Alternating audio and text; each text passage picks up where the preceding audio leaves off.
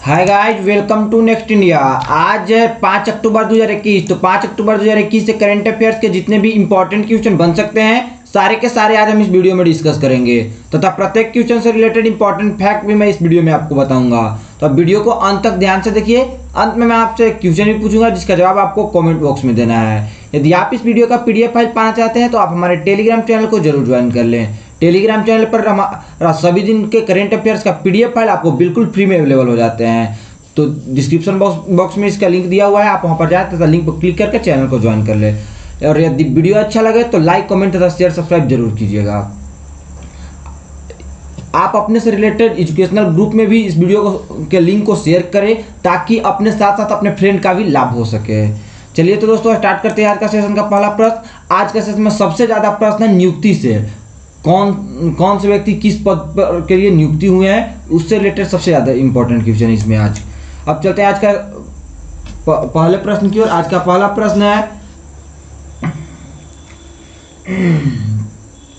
हाल ही में अंतर्राष्ट्रीय वृद्धजन दिवस कब मनाया गया है? तो दोस्तों इस प्रश्न का सही जवाब है ऑप्शन ए यानी कि 1 अक्टूबर को। 1 अक्टूबर को हाल ही में अंतर्राष्ट्रीय वृद्धजन दिवस मनाया गया है यानी कि international day for older person. हर साल यह 1 अक्टूबर को विश्व स्तर पर मनाया जाता है। इस दिन का उद्देश्य बुजुर्गों को प्रभावित करने वाले मुद्दों जैसे कि बुढ़ापा और बड़े दुर्व्यवहार के बारे में जागरूकता बढ़ाना और समाज में वृद्ध लोगों द्वारा किए गए योगदान की सराहना करना है। अंतर्राष्ट्रीय वृद्धजन दिवस 2021 का थीम रहा है सभी उम्र के लिए डिजिटल इक्विटी यानी कि digital equity for all edges.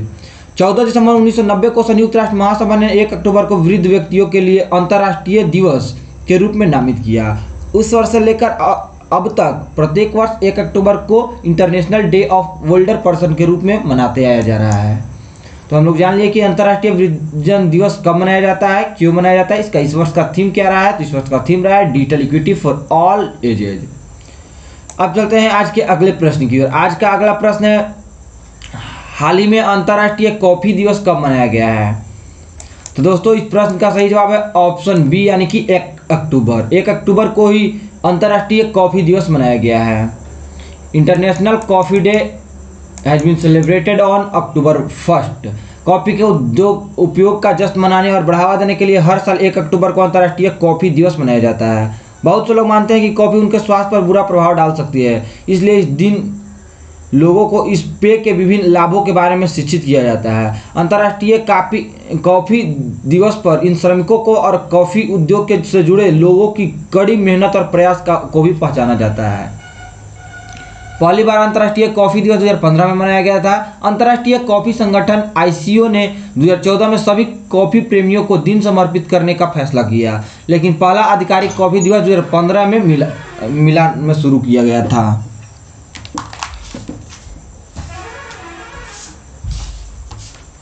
तब हो गया इतना बात हम लोग जान लिए इंटरनेशनल कॉफी डे के बारे में। अब चलते हैं आज के अगले प्रश्न की ओर। आज का अगला प्रश्न है हाल ही में विश्व कृषि पशु दिवस कब मनाया गया है? तो दोस्तों इस प्रश्न का सही जवाब ऑप्शन बी है यानी कि ऑप्शन बी 2 अक्टूबर। 2 अक्टूबर को हाल ही में विश्व कृषि पशु दिवस मनाया गया है, world day for farm animals. विश्व कृषि पशु दिवस यानी WDFA 2 अक्टूबर को मनाया जाता है जो महात्मा गांधी की जयंती का प्रतीक है। इस दिन का आयोजन अंतर्राष्ट्रीय पशु कल्याण संगठन, विश्व पशु संरक्षण के साथ साथ एशिया फॉर एनिमल्स गठबंधन द्वारा कृषि पशु कल्याण के महत्व और तत्कालता को दिखाने के लिए किया जाता है। यह दिन उन जानवरों के लिए अनावश्यक पीड़ा और मृत्यु को उजागर करने के लिए समर्पित है जिन्हें भोजन के लिए पाला और वध किया जाता है। 2 अक्टूबर को ही लाल बहादुर शास्त्री का जयंती तथा महात्मा गांधी जी का जयंती मनाया गया है। विश्व अंतर्राष्ट्रीय अहिंसा दिवस भी इस दिन को मनाया जाता है 2 अक्टूबर के दिन, और महात्मा गांधी जयंती है इन्हीं की जन्म दिवस पर यह मनाया जाता है तथा इन्हीं का प्रतीक है महात्मा गांधी के जन्म दिवस का यानी जयंती का प्रतीक है विश्व कृषि पशु दिवस जो कि 2 अक्टूबर के ही मनाया जाता है। अब चलते हैं आज के अगले प्रश्न की ओर। आज का अगला प्रश्न है हाल ही में जारी हुरून इंडिया रिच लिस्ट 2021 में सबसे ऊपर कौन है? तो दोस्तों इस प्रश्न का सही जवाब ऑप्शन ए है यानी कि मुकेश अंबानी। यह इमेज में मुकेश अंबानी जी। रिलायंस इंडस्ट्रीज के चेयरमैन मुकेश अंबानी लगातार 10वें साल IIFL wealth rich India rich list में टॉप किया। 2021 में कुल संपत्ति 7,18,000 करोड़ रुपए दर्ज की गई है। इस बीच अदानी समूह के अध्यक्ष गौतम अदानी 5,05,900 करोड़ रुपए की संपत्ति के साथ दूसरे स्थान पर है। शिव नादर और एचसीएल प्रौद्योगिकी का परिवार 2,36,600 करोड़ रुपए की संपत्ति के साथ सूची में तीसरे स्थान पर है। और टॉप पर रहे हैं रिलायंस इंडस्ट्री के चेयरमैन मुकेश अंबानी जी, जो आपको इमेज में यहाँ पर दिख रहे हैं। अब चलते हैं आज के अगले प्रश्न की ओर। यहाँ पर शीर्ष 10 में जो आया है, शीर्ष 10 में वहाँ पर दिया हुआ है, आप इसे ध्यान से देख लीजिएगा। अब हुरून इंडिया रिच लिस्ट 2021 के बारे में भी यहाँ पर दिया हुआ है, अब इसके बारे में भी पढ़ लीजिएगा। और यहाँ पर लिस्ट दिया हुआ है टॉप 10 का। अब चलते हैं आज के अगले प्रश्न की ओर।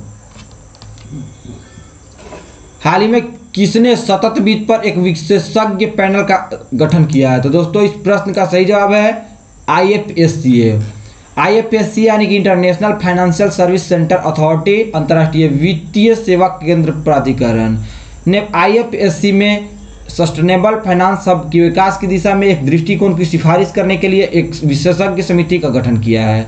विशेषज्ञ समिति की अध्यक्ष श्री CK मिश्रा, पूर्व सचिव, भारत सरकार, पर्यावरण, वन और जलवायु परिवर्तन मंत्रालय को दी गई है। समिति में अध्यक्ष और सदस्य सचिव सहित कुल 10 सदस्य हैं। अब जान लेते हैं इस विशेषज्ञ समिति के बारे में।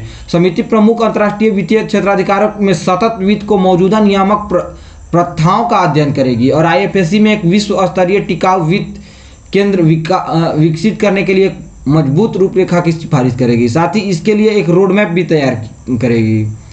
यह विशेषज्ञ समिति के बारे में बताया गया है। ये expert committee on sustainable finance एक बनाया गया है। अब जान लेते हैं IFSCA के बारे में। बात हुई तो IFSCA के बारे में। IFSCA का फुल फॉर्म होता है international financial services centre authority, यानी कि अंतर्राष्ट्रीय वित्तीय सेवा केंद्र प्राधिकरण। IFSCA की स्थापना वित्त मंत्रालय द्वारा 27 अप्रैल 2020 को भारत में अंतर्राष्ट्रीय वित्तीय सेवा केंद्र यानी IFSCS में सभी वित्तीय उत्पादों, वित्तीय सेवाओं और वित्तीय संस्थानों के एकीकृत नियामक के रूप में की गई थी। इसका मुख्यालय गुजरात के गांधीनगर में गिफ्ट शहर में है। इतना बात हम लोग जान लिए। IFSCA ने सतत वित्त पर एक विशेषज्ञ पैनल का गठन किया है इसके बारे में। अब चलते हैं आज के अगले प्रश्न की ओर। आज का अगला प्रश्न है, हाल ही में किसने 38वीं प्रगति बैठक की अध्यक्षता की है? तो दोस्तों इस प्रश्न का सही जवाब ऑप्शन बी है, यानी कि नरेंद्र मोदी।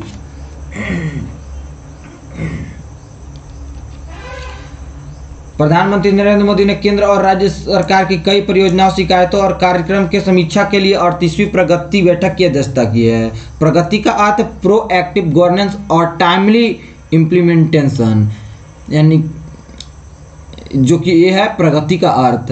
बैठक में करीब 50,000 करोड़ रुपए की कुल लागत वाली 8 परियोजनाओं की समीक्षा की गई। 297 परियोजनाओं की लागत 14.39 लाख करोड़ रुपए है, जिसकी पिछली 38 प्रगति बैठकों में समीक्षा की जा चुकी है। इस प्रगति के बारे में यहाँ पर दिया हुआ है, आप इसे ध्यान से पढ़ लीजिएगा। अब चलते हैं आज के अगले प्रश्न की ओर। आज का अगला प्रश्न है, हाल ही में NSDL के प्रबंध निदेशक और मुख्य कार्यकारी अधिकारी के रूप में किसे नियुक्त किया गया है? तो दोस्तों इस प्रश्न का सही जवाब है ऑप्शन बी, यानी कि पद्मजा चंद्रू को। ऑप्शन बी इसका सही जवाब है। यही मैंने पद्मजा चंद्रू को नेशनल सिक्योरिटी डिपॉजिटरीज लिमिटेड यानी कि NSDL के प्रबंध निदेशक और मुख्य कार्यकारी अधिकारी यानी कि MD एंड CEO के रूप में नियुक्त किया गया है। उन्होंने NSDL के MD एंड CEO के रूप में GV नागेश्वर राव की जगह ली है। भारत में 2 डिपॉजिटरी है, अर्थात नेशनल सिक्योरिटी डिपॉजिटरी लिमिटेड और सेंट्रल सिक्योरिटी डिपॉजिटरी लिमिटेड यानी कि NSDL तथा CSDL। दोनों डिपॉजिटरी में हमारी वित्तीय प्रतिभूतियां हैं। अब जान लेते हैं, बात हुई पद्मजा चंद्रू के बारे में, तो इनके बारे में। पद्मा चंद्रू आंध्र विश्वविद्यालय में वाणिज्यिक में स्नातकोत्तर हैं। उन्हें बैंकिंग क्षेत्र में लगभग 37 वर्षों का अनुभव है। उन्होंने सितंबर 2018 से अगस्त 2021 तक इंडियन बैंक के MD एंड CEO के रूप में कार्य किया है। उन्हें हितधारक प्रबंधन, डिजिटल परिवर्तन, नियामक मामलों और अंतर्राष्ट्रीय अनुभव और विकास को बढ़ावा देने के लिए और मूल्य बढ़ाने पर ध्यान देने के साथ साथ ड्राइविंग नवाचार में व्यापक अनुभव है। तो इतना बात हम लोग जान लिए NSDL के बारे में तथा NSDL के MD एंड CEO जो पद्मजा चंद्रू जी नियुक्त किए हुए हैं उनके बारे में। अब चलते हैं आज के अगले प्रश्न की ओर। आज का अगला प्रश्न है, हाल ही में प्रकाशित Chronicle from the land of the happiest people on earth नामक पुस्तक के लेखक कौन है? तो दोस्तों इस प्रश्न का सही जवाब है ऑप्शन ए, यानी कि ओले सोयिंका। यही इमेज में ओले सोयिंका।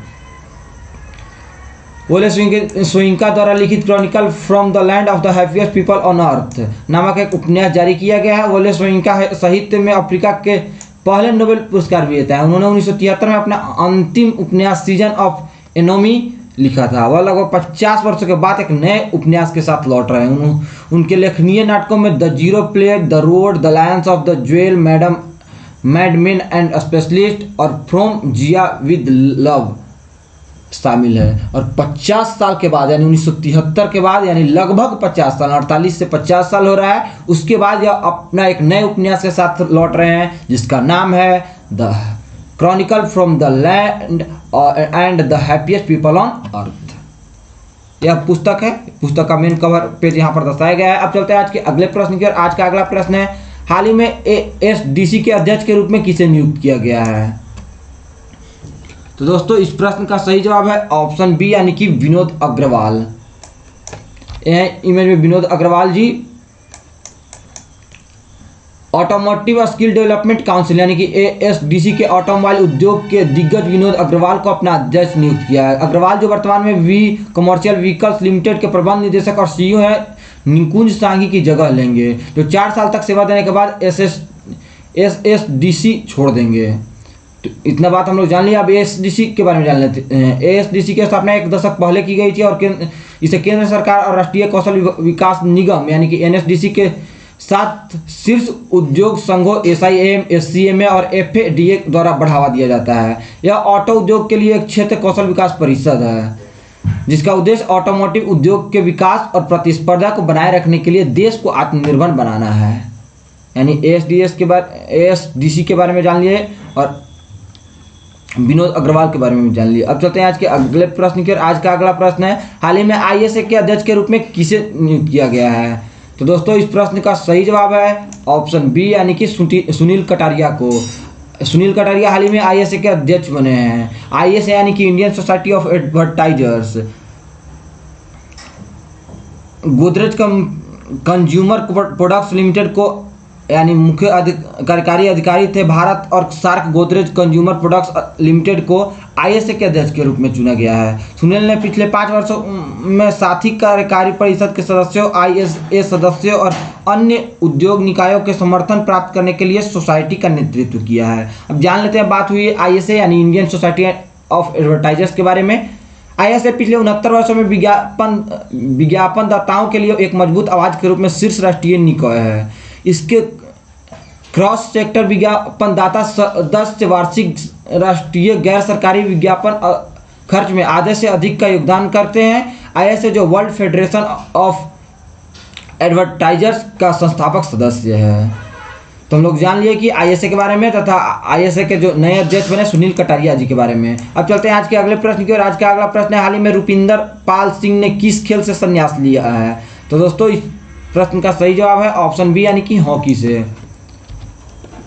ओलंपिक कांस्य पदक विजेता भारतीय हॉकी खिलाड़ी रुपिंदर पाल सिंह ने युवा और प्रतिभाशाली खिलाड़ियों के लिए रास्ता बनाने के लिए अंतर्राष्ट्रीय हॉकी से संन्यास की घोषणा की है। 30 वर्षीय रुपिंदर सिंह ने अपने 13 साल के हॉकी करियर में 223 मैचों में भारतीय हॉकी टीम का प्रतिनिधित्व किया। रुपिंदर जुलाई अगस्त 2021 में आयोजित 2020 ग्रीष्मकालीन टोक्यो ओलंपिक में कांस्य पदक जीतने वाले भारतीय हॉकी टीम का हिस्सा थे। अब चलते हैं आज के अगले प्रश्न की ओर। आज का अगला प्रश्न है, हाल ही में किसने भारत में अपने global computer science education programme को लॉन्च करने की घोषणा की है? तो दोस्तों इस प्रश्न का सही जवाब है ऑप्शन ए यानी कि अमेजन इंडिया ने।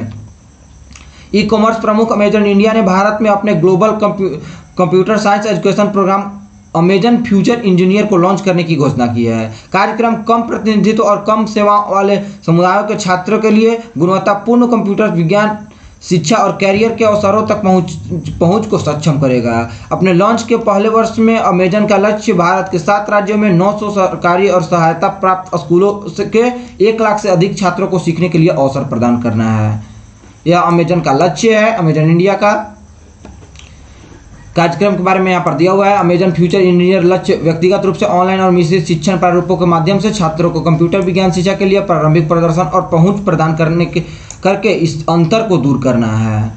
अमेजन इस तरह का प्रोग्राम यूएसए, यूके, कनाडा और फ्रांस में चला भी रहा है पहले से ही। अमेजन अपने वैश्विक ज्ञान भागीदार code.org के साथ काम कर रहा है, जो एक वैश्विक गैर लाभकारी संगठन है जो कंप्यूटर विज्ञान शिक्षा के लिए समर्पित है। जान लेते हैं अमेजन के बारे में। बात हुई तो अमेजन के सीईओ है एंड्रयू आरजेसी। अमेजन की स्थापना 5 जुलाई 1994 को हुई थी।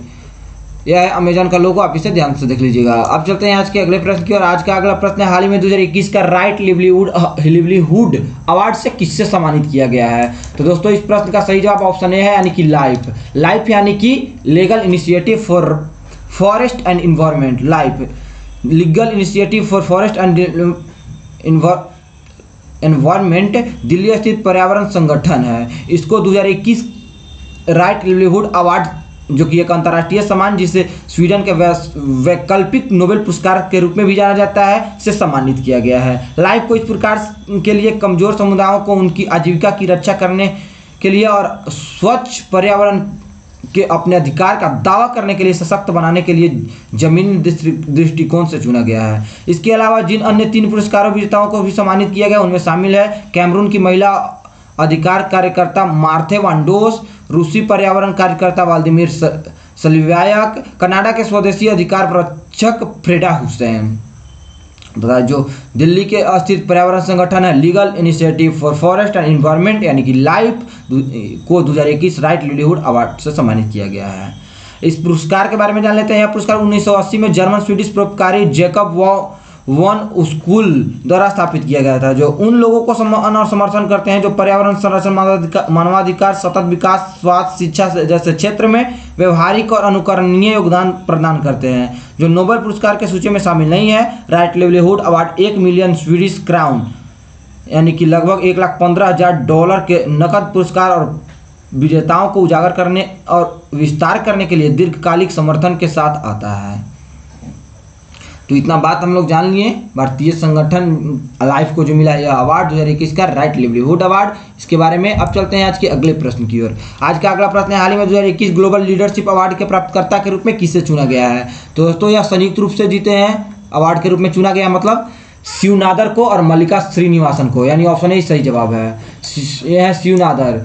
यूएस इंडिया बिजनेस काउंसिल के शिवनादर और मल्लिका श्रीनिवासन को अपने 2021 ग्लोबल लीडरशिप अवार्ड के प्राप्तकर्ता के रूप में चुना गया है। शिवनादर एचसीएल टेक्नोलॉजी लिमिटेड के संस्थापक और मानव अध्यक्ष और Mallika Srinivasan tractors and farm equipment यानी कि टीएएपी के अध्यक्ष और प्रबंध निदेशक है। दोनों को 6 से 7 अक्टूबर 2021 में होने वाले 2021 इंडिया आइडियाज समिट में सम्मानित किया गया था। ग्लोबल लीडरशिप अवार्ड जो 2007 से प्रतिवर्ष दिए जाते हैं, संयुक्त राज्य अमेरिका और भारत के शीर्ष कॉर्पोरेट अधिकारियों से सम्मानित करते हैं। बयान के अनुसार उन्होंने अनुकरणीय नेतृत्व का प्रदर्शन किया और दोनों देशों के बीच रणनीतिक आर्थिक साझेदारी को आगे बढ़ाने में महत्वपूर्ण भूमिका निभाई है। निशा देसाई बिस्वाल USIBC के अध्यक्ष हैं। और जो ये आपको दिख रहे हैं इनमें शिवनादर, ये टॉप 10 में जो हुरून इंडिया रिच लिस्ट जारी किया गया है जिसमें टॉप पर मुकेश अंबानी जी रहे हैं, उस लिस्ट में इनका भी टॉप 10 में नाम है। थर्ड स्थान या 4th स्थान पर इनका नाम है।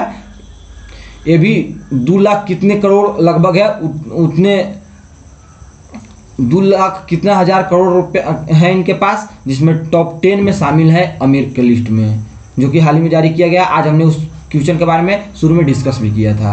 अब चलिए चलते हैं आज के अगले प्रश्न की ओर। आज का अगला और अंतिम प्रश्न है, हाल ही में क्रिसिल के नए प्रबंध निदेशक और मुख्य कार्यकारी अधिकारी के रूप में किसे नियुक्त किया गया है? तो दोस्तों इस प्रश्न का सही जवाब ऑप्शन ए है, अमीश मेहता। यह इमेज में अमीश मेहता, क्रिसिल के नए MD और CEO के रूप में अमीश मेहता को नियुक्त किया गया है। उन्होंने आशु सुयस की जगह ली है, यानी पहले से MD और CEO के रूप में आशु सुयस थे। क्रिसिल का स्वामित्व S&P के पास है। S&P जो कि यहाँ पर लोगों में भी दिख रहा है आपको, CRISIL and S&P global company, यानी कि Standard and Poor's global company इसका पूरा नाम हुआ। क्रिसिल की स्थापना 1987 में हुई थी तथा इसका मुख्यालय मुंबई में है। अब चलते हैं कल के वीडियो के अंतिम प्रश्न की ओर। कल का वीडियो का अंतिम प्रश्न था, किस देश ने 2021 राइडर कप जीता है? Which country has clinched the 2021 Ryder cup? तो दोस्तों इस प्रश्न का सही जवाब ऑप्शन ए है, यानी कि USA। अब आपके लिए आज का प्रश्न है, भारत में कॉर्निया प्रत्यारोपण का पहला विकल्प किस संस्था ने विकसित किया है? Which institution has developed the first alternate to corneal transplantation in India. इसके लिए आपके पास 4 ऑप्शन दिए गए हैं, आपको सही जवाब चुनना है तथा आपको कमेंट बॉक्स में सही जवाब बताना है। आशा करता हूँ आप कल के प्रश्न का सही जवाब कमेंट बॉक्स में दिए होंगे तथा प्रत्येक दिन से बनने वाले डेज को जरूर लिखते होंगे। दोस्तों यदि वीडियो अच्छा लगे तो लाइक कमेंट तथा शेयर जरूर कीजिएगा।